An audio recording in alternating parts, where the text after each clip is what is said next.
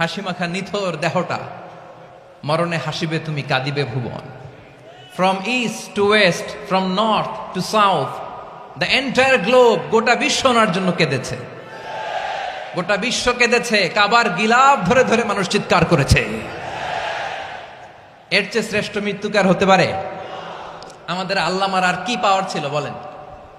আর কি পাওয়ার ছিল? কুল্লু নাফসিন যায়িকাতুল মাউত, যারাই দুনিয়াতে আসবে তারা ইন্তেকাল করবে, এটা আমরা মেনে নেই, এটা আমরা জানি। কিন্তু অবাক করা বিষয় হচ্ছে আমরা আজও জানি না আমাদের আল্লামার মৃত্যু কি স্বাভাবিক হয়েছে নাকি এটা পরিকল্পিত মেডিকেল কিলিং ছিল।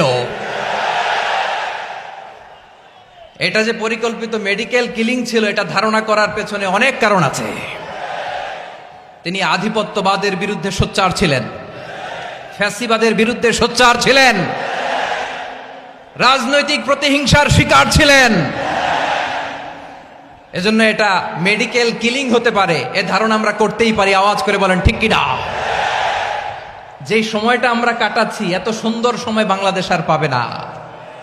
আমাদের জন্মের পর থেকে এরকম চমৎকার সময় আমরা পাই নাই, এটাই আসল সময়। আমরা ইন্টারিম গভর্নমেন্টের কাছে দাবি জানাই, উচ্চতর তদন্ত কমিটি করে এটা কি হত্যাকাণ্ড ছিল নাকি স্বাভাবিক মৃত্যু ছিল, এই রিপোর্ট গণমানুষের কাছে প্রচার করে জানাতে হবে।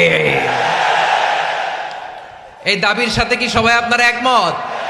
কারা কারা একমত হাত তুলে দেখান।